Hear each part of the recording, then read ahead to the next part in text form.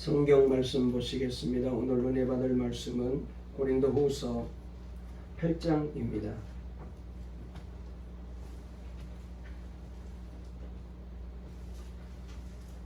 1절 말씀부터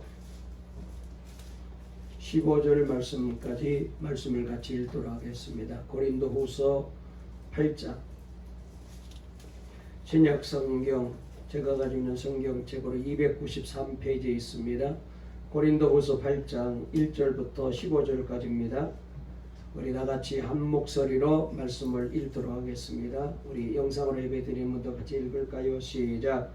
형제들아, 하나님께서 마게도냐 교회들에게 주신 은혜를 우리가 너에게 알리노니, 환난의 많은 시련 가운데서 그들의 넘치는 기쁨과 극심한 가난이 그들의 풍성한 연보를 넘치도록 하게 하였느니라.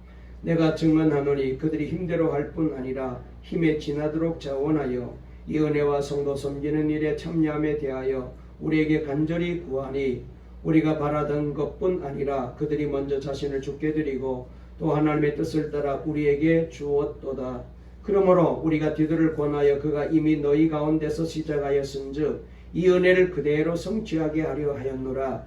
오직 너희는 믿음과 말과 지식과 모든 간절함과 우리를 사랑하는 이 모든 일에 풍성한 것 같이 이 은혜에도 풍성하게 할지니라. 내가 명령으로 하는 말이 아니요 오직 다른 이들의 간절함을 가지고 너희의 사랑의 진실함을 증명하고자 함이로라. 우리 주 예수 그리스도의 은혜를 너희가 알거니와 부유하신 이로서 너희를 위하여 가난하게 되심은 그의 가난함으로 말미암아 너희를 부유하게 하려 하심이라.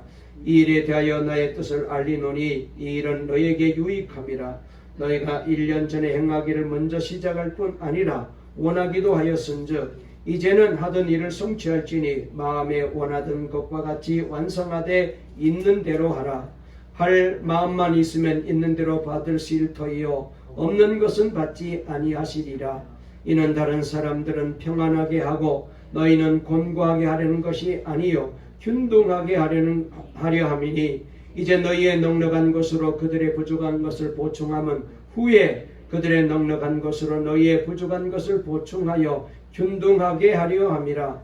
기록된 것 같이 많이 거둔 자도 남지 아니하였고 적게 거둔 자도 모자라지 아니하였느니라. 아멘. 할렐루야. 오늘도 하나님이 우리에게 은혜 주실 줄 믿습니다. 우리 앞뒤 좌우에 있는 분 가면 인사 나누실까요? 오늘도 복된 하루가 되시길 바랍니다. 예배를 통하여 은혜 받고 힘을 얻으세요. 말씀을 통하여 주님을 만납시다. 오늘 설교 제목 한번 따라해 보실까요? 구제를 특권으로 여기는 사람. 다시 한번요. 구제를 특권으로 여기는 사람. 오늘 이 제목으로 말씀을 전할 때에 우리 하나님께서 은혜 주실 줄 믿습니다.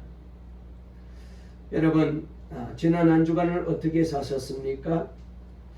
혹시라도 근심 걱정하며 사셨습니까? 지난주 말씀이 생각나시잖아요. 세상 근심은 사망에 이르게 되고 하나님의 뜻대로 하는 근심은 후회할 것이 없는 구원에 이르게 하는 회개를 이룬다라는 말씀을 들었습니다. 하나님의 자녀, 하나님의 백성은 걱정하지 말고 염려하지 말고 근심하지 말고 하나님께 모든 것 맡기고 살아야 됩니다. 특별히 세상 근심은 하지 말아라. 우리 주님이 그렇게 말씀하셨잖아요. 그러나 하나님 뜻대로 하는 근심이 있다고 말했습니다. 이것은 내가 어떻게 해야 예수를 잘 믿을까? 어떻게 하면 사명을 잘 감당할까? 어떻게 하면 하나님의 뜻대로 살지? 또 내가 어떻게 해야 교회 유익이 될까? 영혼을 구원할까? 이런 걱정 근심은 하나님 뜻대로 하는 근심이죠. 이런 근심은 하나님의 마음을 움직이게 되고 회개를 이루게 되고 그리고 교회를 부흥시키게 되고 하나님의 나라를 세워가는 일에 귀하게 쓰임받게 되는 것이기 때문에 하나님 뜻대로 하는 근심은 해야 된다고 말했습니다. 사도 바울도 고린도 교회 성도들 때문에 얼마나 마음고생이 심하였습니까? 방문했을 때는 배척을 당하고 비방을 당하고 욕을 먹고, 그래서 늘 마음속에 이 고린도 교회에 대한 아픈 마음이 있었는데, 그래서 어떻게 하든지 저들을 깨우치고 영적으로 바르게 세우기 위하여 디도 편에 편지를 보내었잖아요. 그런데 편지를 보낼 때 마음에 여러 가지 걱정이 생겼어요. 혹시라도 이 편지 받고 고린도 교인들이 오해해서 더 나빠지진 아니할까, 잘못된 길로 가지 아니할까, 영적으로 더 문제가 생기지 아니할까, 그런 마음이 있었는데, 그래서 기도하면서 편지를 보냈는데, 그런데 기도를 통하여 소식을 들어봤더니 저들이 바울의 편지를 받고 회개하여서 완전히 새롭게 변화되었다는 것입니다. 그래서 이 소식을 듣고 너무나도 기뻐서, 그래서 사도 바울은 하나님 앞에 감사하며 영광을 돌리게 되었다는 말씀을 우리가 지난 주일날 들었습니다. 여러분, 그렇습니다. 우리가 이 세상 살면서 걱정 근심 없는 사람 누가 있습니까? 찬송가에도 걱정 근심 없는 사람 이 세상에 누가 있는가, 그런 찬송이 있잖아요. 또 지난주에 우리가 불렀던 찬송에도 이 세상에는 근심된 일이 많고, 그런 찬송이 있었습니다. 또 슬픈 마음 있는 사람, 걱정 근심 있는 사람 주 예수께 아뢰라, 그런 찬양도 있잖아요. 이 세상을 사는 사람들 중에 걱정 근심 없는 사람이 없을 거예요. 부자나 가난한 사람이나 잘난 사람이나 못난 사람이나 다 나름대로 걱정이 있습니다. 이렇게 걱정 있는 이 세상을 우리가 살아갈 때에 여러분, 가장 대표적인 걱정이 뭘까요? 사람들마다 걱정이 참 많은데, 이런 걱정들이 많이 있는데, 그 중에 가장 모든 사람들에게 어느 나라 어떤 사람에게든지 정말로 보통 모든 사람들에게 걱정이 되는 문제가 있다면 아마도 돈에 대한 걱정 근심이 제일 많을 겁니다. 돈이면 아마 거의 다 해결될 일인데, 이 돈이 없어서, 돈이 부족해서, 이 돈 때문에, 물질 때문에 걱정 근심하는 사람들이 얼마나 많습니까? 자, 이렇게 우리 모든 사람들에게 걱정 근심을 가져다 주는 이 물질, 이 돈에 대해서 오늘 우리가 이 성경을 통하여 말씀을 듣게 되었어요. 그래서 교회에서 설교할 때에 물질에 대해서, 헌금에 대해서 설교하게 되면은 모든 성도들이 긴장하고 부담스러워 하는데, 오늘은 조금 부담스럽지만은 우리가 이 말씀을 한번 통하여 연보에 대해서, 물질에 대해서 말씀을 좀 들어보려고 합니다. 여러분, 자본주의 세상에서 돈은 생명과 같잖아요. 돈이 없어서 낙심하게 되고, 돈이 없어서 싸우게 되고, 돈이 없어서 속이게 되고, 돈이 없어서 죽이고, 그리고 돈 없어서, 돈 때문에 자살하는 사람들이 얼마나 많은지 우리가 뉴스에서 자주 보게 됩니다. 돈을 말하는 것은 목숨을 건드리는 것과 같다, 그런 말을 하는 사람이 있어요. 왜냐하면 돈이 생명과 같다는 거예요. 목숨줄과 같다는 거예요. 그래서 돈 때문에 생명을 바꾸는 사람들이 많이 있거든요. 이렇게 여러분, 돈이 참 중요하고 우리 믿는 그리스도인들에게도 돈이 중요한데, 그러므로 성경에서 말씀하고 있는 헌금은 도대체 뭐며, 또 연보는 도대체 어떤 의미가 있는지 오늘 이 시간 말씀을 살펴보려고 합니다. 보통 선교사님들이 선교지에 가서 처음 선교를 시작할 때 제일 먼저 하는 일은요, 구제사역부터 해요.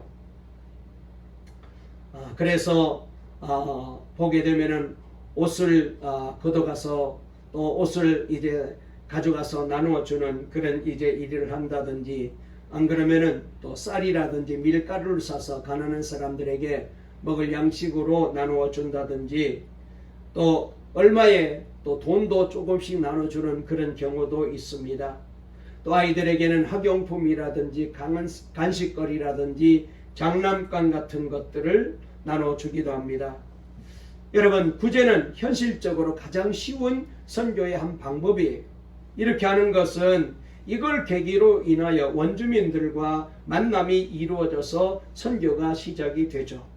그래서 원주민들과 접촉하기 위해서 이렇게 구제사역을 맨 먼저 많이들 시작을 합니다. 그래서 저희 교회에서도 우리 많은 선교사님들을 위해서 구제품을 많이 모아 보낸 적이 있잖아요.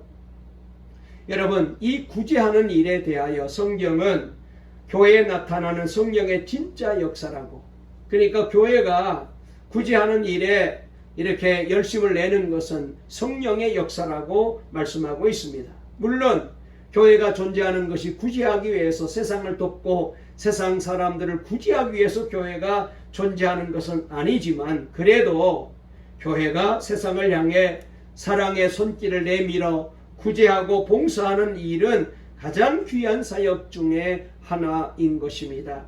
그래서 마태복음 11장에 보면은 세례 요한이 옥에 갇혔을 때 자기를 따르는 제자들을 예수님께 보내어서 이렇게 물어봅니다. 당신이 정말 오실 메시아 그분입니까? 이렇게 물었을 때에 예수님께서 이사야 말씀을 인용하시면서 하시는 말씀이, 가서 가난한 자에게 복음이 전파된다고 전해라, 이렇게 말씀하셨어요. 여기 가난한 사람들을 도우며 복음을 전하는 것이 바로 메시아의 사역임을 잘 우리 주님이 말씀해 주셨습니다. 고린도 교회 바울이 보낸 편지로 인하여 교인들이 지난날 거짓 교사들의 말만 듣고 바울에 대하여 오해하고 배척하고 비난하는 것을 부끄럽게 생각하고 회개하는 부흥의 역사가 일어났다는 소식을 듣습니다. 사도 바울은 이 소식을 듣고 너무 기뻐서, 그래서 좋아하면서 바로 이어서 예루살렘 교회를 위한 구제 헌금에, 구제하는 일에, 연보하는 일에 동참해 달라고 요청을 하게 됩니다. 글라우디오 황제 때 예루살렘에 큰 기근이 들었어요. 그렇게 기근이 찾아오게 되자 교회 안에도 어려움이 찾아왔습니다. 교인들 중에 굶주리는 사람들이 많이 있었습니다. 이 소식을 들은 사도 바울은 세워진 선교지 교회들에게 헌금을 모아서 예루살렘 교회를 돕자. 저 모교회가 지금 어려움에 처해 있다.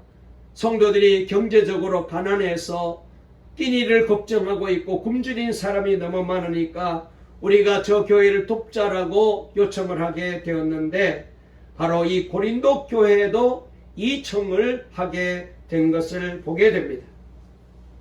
사실 지금 고린도 교회가 분쟁이 생기고 또 사도 바울에 대해서 여러 가지 오해가 많이 생겨가지고 자칫 잘못하게 되면은 또 이런 말을 했을 때에 바울에 대하여 더 오해가 많이 생길 수 있는데, 그런데도 사도 바울은 조심스럽지 않고 아주 은혜로운 말로 고린도 교회 성도들에게 이 연보하는 일에, 구제하는 일에 동참해 줄 것을 권면하고 있는데, 자, 우리 한번 본문으로 돌아가서 8장 1절 말씀 읽어볼까요? 다 같이 읽습니다. 시작. 형제들아, 하나님께서 마게도냐 교회들에게 주신 은혜를 우리가 너에게 알리노니, 그랬습니다. 여기 마게도냐는 바로 지금의 터키 북쪽을 가리키는데, 여기에는 그 당시 빌립보 교회가 세워져 있었고 데살로니가 교회, 베레아 교회 등이 세워져 있었습니다. 그런데 이 교회들이 말이죠, 사도 바울이 예루살렘 교회가 어렵다, 그래서 성도들이 지금 끼니를 걱정하고 있고 굶주리고 있다는 얘기를 했더니, 이 빌립보 교회나 골로새 교회나 데살로니가 교회들이 힘을 다하여 저들이 구제를 위해서 헌금했다는 거예요.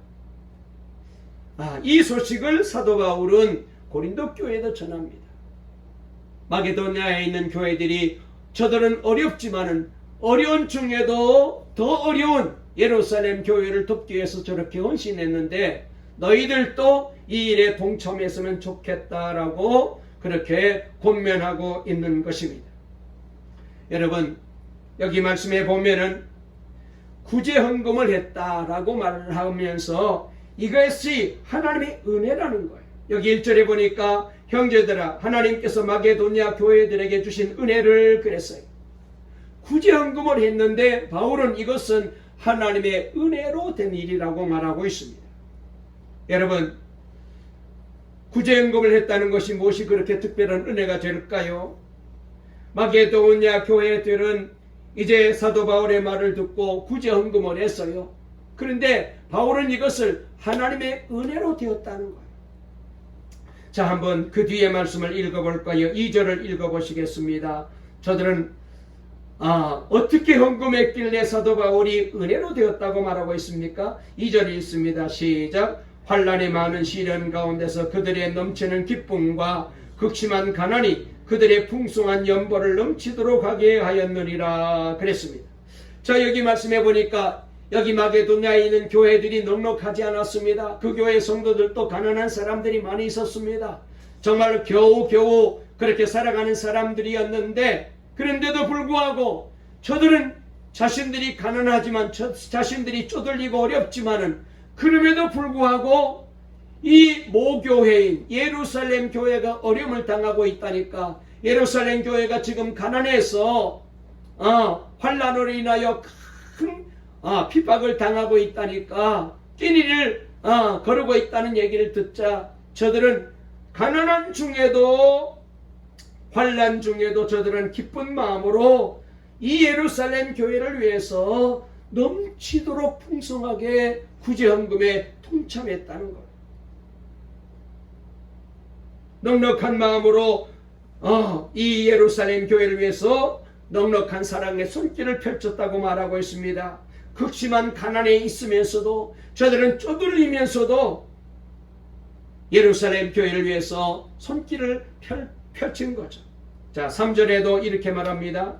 3절 읽어볼까요? 시작. 내가 증언하노니 그들이 힘대로 할 뿐 아니라 힘에 지나도록 자원하여. 4절까지 읽습니다. 이 은혜와 성도 섬기는 일에 참여함에 대하여 우리에게 간절히 구하니 그랬습니다. 저 여기 말씀에 보면은 저들은 힘이 닿는 대로 구제했을 뿐 아니라 오히려 분에 넘치도록 저들의 생활에, 저들의 환경에, 저들의 처지에, 저들의 경제적인 수준에 과하도록 분에 넘치도록 예루살렘 교회를 위해서 헌금에 구제하는 일에 동참했다라고 말씀하고 있습니다.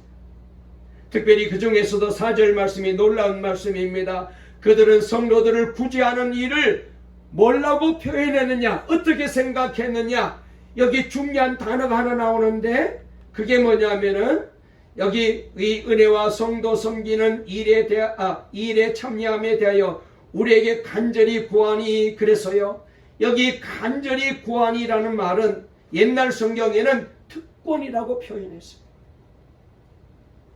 그러니까 이 마게도냐에 있는 교회 성도들은 자신들도 가난하고 먹고 살기도 어려운데 예루살렘 교회를 위해서 자신들은 힘에 넘치도록 자신들의 분수에 넘치도록 이 구제헌금에 동참했는데, 이렇게 하게 된 가장 중요한 결정적인 이유가 뭐냐?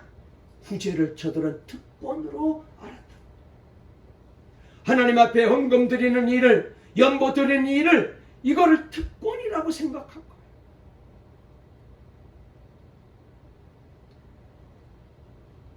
아마 사도 바울은 마게도냐 지역의 성도들이 경제적으로 어려워서 저들도 겨우겨우 살아가는 사람들이기 때문에 예루살렘 교회를 위한 구제헌금에 부담을 갖지 말라고 했었어요.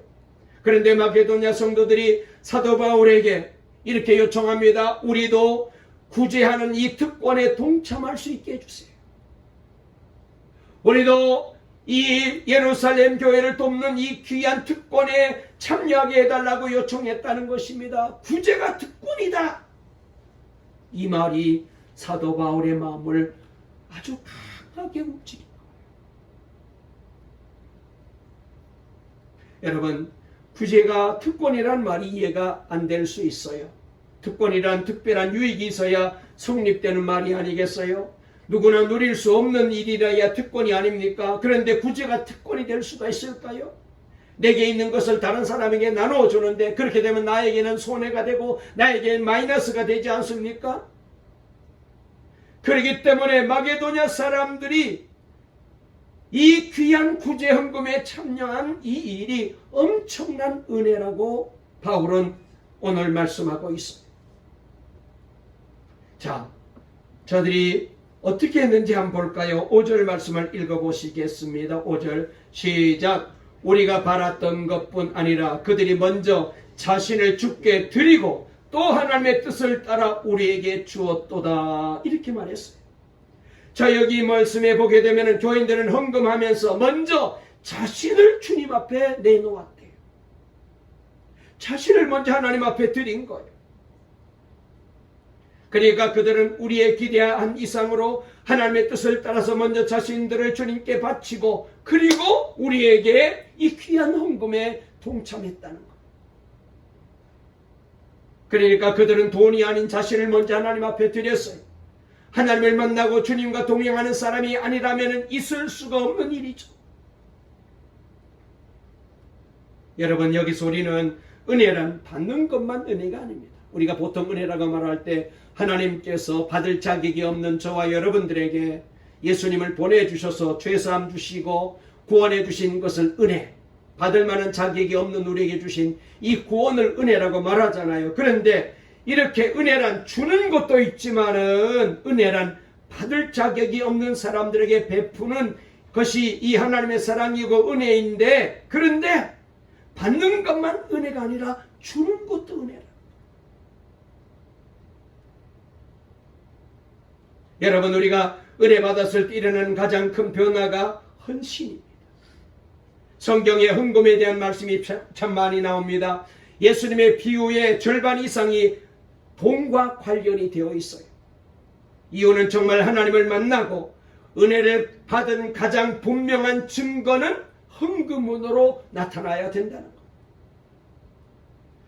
여러분, 헌금을 많이 한다고 믿음이 좋은 것은 아니지만 적어도 헌금에 인색한 사람이 믿음이 좋은 경우는 없어요. 내가 은혜 받았다면 이 은혜 받은 것은 하나님 앞에 물질로 헌신하는 것으로 나타나야 된다는 거예요. 여러분, 사람이 말이죠, 사랑하는 사람이 생기게 되면 주머니가 열어지게 되어 있어요. 자녀가 생기면 돈 쓰면서도 너무 좋아합니다. 여기 계신 우리 할아버지 할머니들 손주를 위해서는 돈 써도 아깝지 않잖아요. 좋아하면서 네가 사고 싶은 거 사, 다 주고 싶어요. 왜? 그 아이를 사랑하기 때문에 그래요. 사랑하게 되면은 돈을 쓰게 되어 있어요. 제가 목회하면서 도저히 헌금할 형편이 아닌 분이 헌금하는 것을 보았습니다. 그래서 그분에겐 부담이 될 것 같아서 헌금 안 해도 돼요 라고 말했더니 눈물을 글썽거리면서 헌금하게 해주세요. 목사님, 저도 헌금에 동참하게 해주세요. 저에게 부탁을 하시더라고요.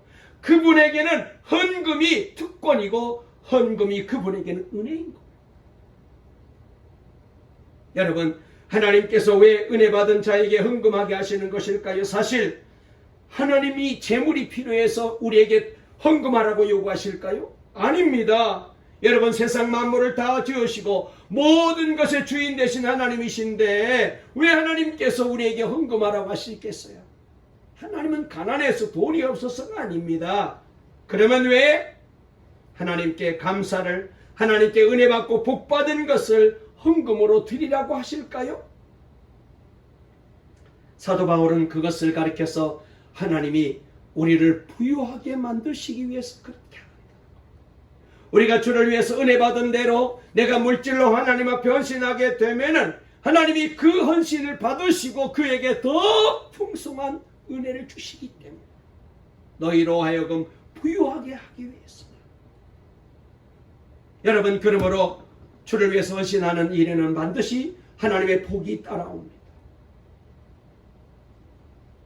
자, 9절 말씀 한번 읽어보실까요? 9절 읽어보겠습니다.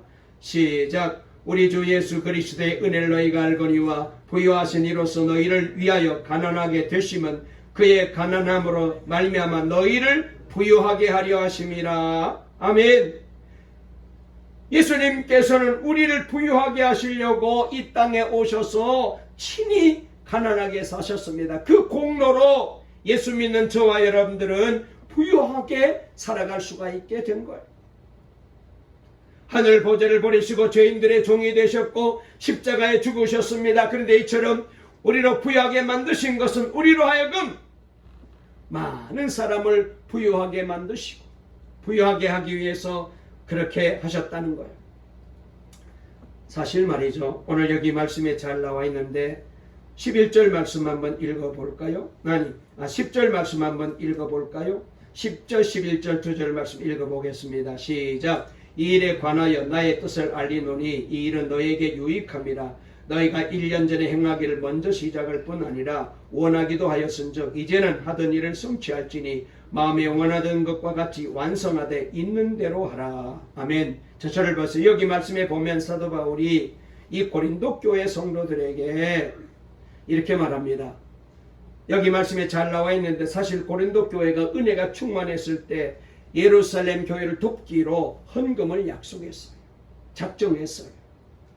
그런데 교회 안에 분열이 생기고 다툼이 생기고 시험이 계속되자 이 약속을 지키지 못하게 된 거예요. 자, 그런데 사도 바울이 보낸 편지를 받고 저들이 회개했다는 말을 듣자 사도 바울은 이제 은혜가 회복되었으니 하나님 앞에 헌금을 약속한 것을 마무리 지어라. 오늘 여기 11절에 보니까 이제는 하던 일을 성취할지니 마음에 원하던 것과 같이 완성되어야 한다. 약속한 것을 마무리하라고 말씀하고 있는 것을 보게 됩니다. 이것이 은혜가 계속 이어지고 더 풍성해지는 길이었던 것입니다. 여러분, 부자가 누구일까요? 진정한 부자가 어떤 사람일까요? 돈이 많이 있는 사람일까요? 돈 많이 가진 사람이, 재산 많은 사람이 부자일까요? 물론 일반적으로 재산이 많고 돈이 많고 여러분 그런 사람이 부자가 맞습니다만, 그러나 여러분 정말로 참된 부자는 누구냐? 내가 가지고 있는 이 재물을 가지고, 내가 가지고 있는 이 부여를 가지고 어려운 사람들을 더 많이 돕는 사람이에요. 그래서 사도 바울은 고린도후서 6장 10절에 우리가 읽었잖아요. 가난한 사람 같으나 많은 사람을 부유하게 하고 그랬습니다. 삭개오를 보십시오. 예수님을 만나고 그가 맨 먼저 한 일이 뭐예요? 가난한 자에게 자신의 재산을 다 나누어 주는 일이었습니다. 은혜 받으면 그렇게 됩니다. 그러므로 우리는 자신이 다른 사람을 먹이고 입히는 사람인지를 항상 살피고, 그리고 하나님이 기뻐하는 삶을 살아야 됩니다. 여러분, 어떤 일이 있어도 마음에 물질에 대한 인색한 마음이 절대로 자리 잡지 못하게 해야 됩니다. 그렇게 되면 하나님과의 관계가 멀어지고 있다는 증거예요. 내 안에 하나님이 주인이 아니라 점점 물질이, 돈이, 재물이 주인이 된다는 것입니다. 이렇게 되면 영적으로 망하는 길로 들어서게 되죠. 저에게 부끄러운 얘기를 한 가지 할까요?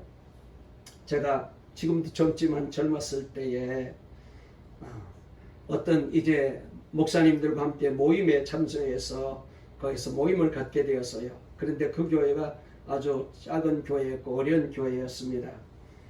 그 형편을 알고 있던 한 목사님이 이렇게 말합니다. 우리 이 자리에서 한번 이 교회를 위해서 헌금을 해서 이 교회에 한번 전달하자, 도와드리자, 그렇게 말씀을 하시더라고요. 계획이 없던 헌금이고 그때 제 형편도 넉넉지 않아서 그래 그냥 내가 그냥 할 수 있는 만큼 적당히 해야지 라고 작은 돈을 손에 쥐고 찬송을 부르면서 헌금 바구니가 올 때까지 기다리고 있었습니다. 그런데 순간 어떤 마음이 드냐면, 이 헌금은 이 교회를 위해서 하는 게 아니고 저 목사를 돕기 위해서 하는 게 아니고 하나님께 드리는 거야 라는 감동이 왔어요. 헌금은 하나님께 드리는 겁니다. 뭐 교회 도와주고 뭐 목사 먹고 살라고, 교회 운영하려고, 건물 유지하려고, 그래서 헌금 바치는 게 아니라 하나님께 드리라는 거예요. 헌금은 하나님께 드리는 거예요. 그 생각을 하니까 숨이 꽉 막혀왔어요. 그리고 제게 왜 은혜가 풍성하지 못한지를 깨달아졌습니다. 내가 하나님을 그렇게 인색하게 대접하고 있었던 거예요. 급히 지갑을 열어서 지갑 안에 있는 돈을 몽땅 다 털어가지고 하나님 앞에 그 시간에 드렸습니다. 그때 저의 마음속에 모든 헌금은 하나님께 드리는 것이다. 모든 헌금은 하나님께 드리는 것이다. 많은 분들이 목사님, 나는 형편이 지금 안 좋아요. 줄 게 없어요. 나도 부족해요. 지금 이것저것 뭐 세금 내고 이렇게 저렇게 하면은 지금 이 수입으로는 부족해요. 마이너스예요. 그런 분들이 있을 거예요. 그렇다면은 더욱 나눠주기를 힘써야 돼요. 하나님은 분명히 하나님의 자녀를 부유하게 하시고 생수의 강이 흘러 넘치리라고 하셨는데 왜 줄 것이 없는 처지가 되었을까요? 주님 앞에 우리가 넉넉해야 됩니다. 그래서 성경 누가복음 6장 38절 말씀에 주라 그리하면 너에게 줄 것이니 곧 후이 되어 누르고 흔들어 넘치도록 해서 너에게 안겨주리. 주님 앞에 우리가 넉넉하게 헌금을 드리게 되면 그 믿음을 보시고 하나님께서는 후이 되어 누르고 흔들어서 넘치도록 해서 내가 너에게 안겨주겠다는 겁니다. 여러분, 나는 하나님의 자녀야 라는 말은, 나는 하나님의 자녀라는 이 믿음은 나는 당연히 주는 자야 라는 그런 의미도 있어요. 하나님의 자녀는 넉넉한 사람이어야 됩니다. 그래서 늘 줄 수 있는, 그래서 구제의 기회를 놓치지 말아야 됩니다. 구제가 특권이라는 사실을 기억해야 돼요. 한번 따라해 보실까요? 구제는 특권이다. 헌금은 하나님께 드리는 것이다. 할렐루야. 구제가 특권이에요. 아무나 하는 게 아닙니다. 여러분, 대한민국 국민에게는 4대 의무가 있잖아요. 국방, 납세, 근로, 교육의 의무가 있습니다. 그런데 국방의 의무를 피하려고 외국으로 도망가는 사람들이 있어요. 가짜 병을 만들어서 면제받으려고 하다가 들통난 사람들도 있어요. 몰라서 하는 일입니다. 군에 입대하는 것은 대한민국 국민 남자만 누리는 특권이에요. 외국인은 군에 입대하고 싶어도 받아주지 않아요. 하나님의 자녀들에게 하나님의 말씀대로 사는 것은 의무가 아니라 특권입니다. 그래서 구제가 특권인 것입니다. 이렇게 우리가 구제하는 일에 인색하지 아니할 때에 야, 너 하나님 아버지를 진짜로 닮았구나, 이런 말을 듣게 되는 거예요. 그래서 잠언 11장 25절에 이렇게 말했습니다. 구제를 좋아하는 자는 풍족하여질 것이요 남을 윤택하게 하는 자는 자기도 윤택해지리라. 하나님을 기쁘시게 하며 사는 것이 특권입니다. 하나님을 닮은 자로 사는 특권이. 초대교회 성도들에게 많은 시련과 환난이 있었습니다. 거기다가 극심한 가난까지 찾아왔습니다. 정말로 저들이 너무나도 힘들고 어려운 지경에 놓이게 되었습니다. 그런 중에도 저들은 예루살렘 교회가 어려움을 당할 때에 힘써 도왔습니다. 이로 인하여 좋은 믿음의 예를 저들은 남기게 되었습니다. 자, 오늘 여기 말씀을 조금 더 이제 정리를 해보겠습니다. 첫째로 8장 3절에 보면은 그들은 힘에 지나도록 자원하여 드렸다라고 말씀하고 있어요. 그들은 연보를 억지로 마지못해 드리지 않았어요. 그들은 힘에 지나도록 자원하여 연보했어요. 억지로 마지못해 드리는 것은 참된 연보가 아니라고 말합니다. 우리는 때로 체면상 마지못해 억지로 이름은 빠지면 안 되니까 연보 드리는 경우들이 있습니다. 그런데 마게도냐 성도들은 자원해서 힘에 지나도록 연보를 드렸어요. 어떻게 이렇게 할 수가 있을까요? 어떻게 이렇게 여러분 힘껏 드릴 수가 있을까요? 예수 그리스도의 은혜가 충만해야 돼요. 예수님의 은혜, 주님의 사랑, 하나님의 사랑이 충만하면 됩니다. 그 다음에 두 번째로 그들은 연보 드리는 것을 특권으로 생각했어요. 여기 참여한다는 말은 교제한다는 뜻을 가지고 있는데 연보는 하나님께 드리는 헌신일 뿐만 아니라 여러분 하나님과 교제. 내가 하나님 앞에 헌금을 드림으로 인하여서 하나님과 교제가 이루어지는 거예요. 말로 하는 헌신은 여러분 그거는 참된 헌신이 아닙니다. 드림이 있어야 돼요. 교회는 4가지 기능이 있잖아요. 예배의 기능, 전도의 기능, 그 다음에 봉사의 기능, 그리고 교제의 기능이 있습니다. 그 다음에 3번째로 자신을 먼저 주님께 드렸다라고 말했습니다.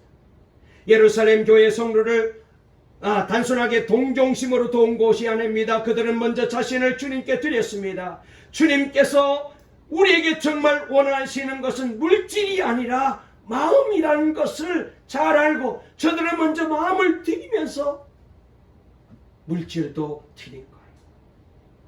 여러분 헌금 드릴 때에 우리는 돈만 드리면 된다고 생각해요. 그런데 여러분 그런 예물은 하나님이 기쁘게 받지 않으십니다. 먼저 나를 드려야 돼요. 내 마음을 드려야 돼요. 말씀을 마치려고 합니다. 제가 12시를 안 넘기려고 늘 하고 있기 때문에 연보에 대한 얘기를 2가지만 하겠습니다. 벤자민 프랭클이라는 분이 계셨는데요. 이분이 유명한 조지 휘필드 목사님이 설교하고 있는 예배당에 가서 예배에 참석을 하게 되었더랍니다. 그런데 이 벤자민 프랭클이라는 사람은 성경을 비판적으로 보는 계몽주의 그런 이제 세상을 가지고 있는 사람이었기 때문에 이분이 내가 오늘 예배에 참석하긴 하지만 절대로 연보는 안 할 거야. 헌금은 안 할 거야. 그렇게 굳게 마음에 다짐을 하고 예배에 참석했대요. 그런데 설교를 듣는 중에 마음에 감동이 와서 찔림이 왔어요. 그러자 그의 결심은 어느새 깨지고 그래 헌금에 동참은 해야지. 그래서 동전 한 입을 드리겠다라고 결단했습니다. 그런데 설교를 중간쯤 들었을 때 더욱 은혜를 받아가지고 그래서 내가 그냥 구리 동전 이런 것이 아니라 오늘 금화 한 이제 양을 헌금으로 드려야지. 그렇게 마음에 결심을 했대요. 설교 결론 부분에 이르게 되자 금화를 드리고자 마음먹었던 그의 마음이 확 바뀌어져서 헌금 시간에 자신의 지갑을 통째로 헌금 주머니에 넣었대요. 은혜 받으면은 헌신이 있어야 돼요. 유명한 리빙스턴 선교사님 잘 알잖아요. 이분이 말씀을 통하여 은혜 받고 물질을 드리고 싶은데 가난했기 때문에 드릴 헌금이 없어요. 주께 드릴 물질이 없었습니다. 그러자 그는 헌금 바구니가 자기에게 다가올 때에 주님 나는 가난해서 드릴 물질은 없지만 그러나 그 대신 제 몸을 주님께 드리겠습니다. 헌금 바구니에 올라타 버렸다는 거.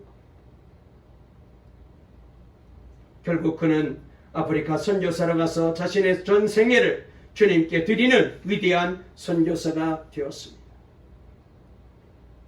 여러분 주님 앞에 헌금 드리는 것 특권입니다. 우리가 지난 수요일 밤에 사도 바울이 빌립보 교회에 말씀을 주시면서 특권에 대해서 말했습니다. 예수 믿는 것이 특권이고 그 다음에 고난 당하는 것도 특권이 돼요. 복음을 위해서 주를 위해서 헌신하고 사명할 때에 고난 당할 때 이게 특권이라는 거예요. 그리고 오늘 고린도 교회의 성도들을 향하여 연보하는 것도 구제하는 것도 특권이다. 헌금 드리는 것도 특권이라는 거. 사랑하는 동강교회 성도 여러분, 저와 여러분 모두가 이 특권의식을 가지고 신앙생활 했으면 좋겠습니다. 마지못해서 억지로 끌려다니는 신앙이 아니고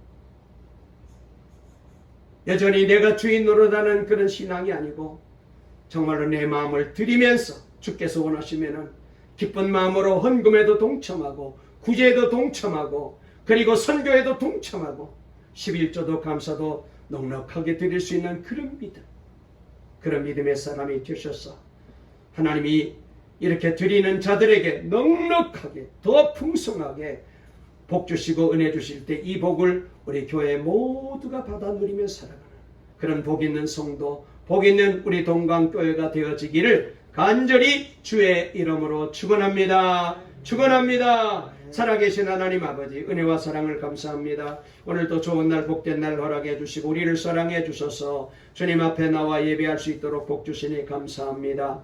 아버지 하나님, 그렇습니다. 헌금은 특권입니다. 구제하는 일, 선교하는 일은, 주님 앞에 물질을 드리는 일은 특권입니다. 아버지 하나님, 고린도 교회 성도들, 아버지 하나님, 저들도 헌신하기를 원하면서 마게도냐 교회를 소개했습니다. 저들은 먼저 자신을 주님께 드리면서, 저들도 어렵지만 힘들지만 그러나 주님을 위하여 힘껏 분에 넘치도록 구제하는 헌금에 동참하여 하나님의 풍성한 은혜를 누리게 되었습니다. 아버지 하나님, 이 복이 우리 동광교회에 임하게 도와주시고 우리 성도님들도 먼저 자신을 주님 앞에 드리고 아버지 하나님, 받은 은혜, 받은 사랑, 받은 축복을 기억하면서 주께서 원하실 때 넉넉하게 구제하는 일에, 선교하는 일에, 주님을 위해서 일하는 일에 물질로 드리며 헌신하며 살아가는 복받은 우리 교회와 성도들 다 되게 도와주시옵소서. 가정과 사업장, 일터, 직장하는 모든 일에 하나님이 복 주실 줄 믿사옵고 예수님의 이름으로 간절히 기도 올리옵나이다. 아멘.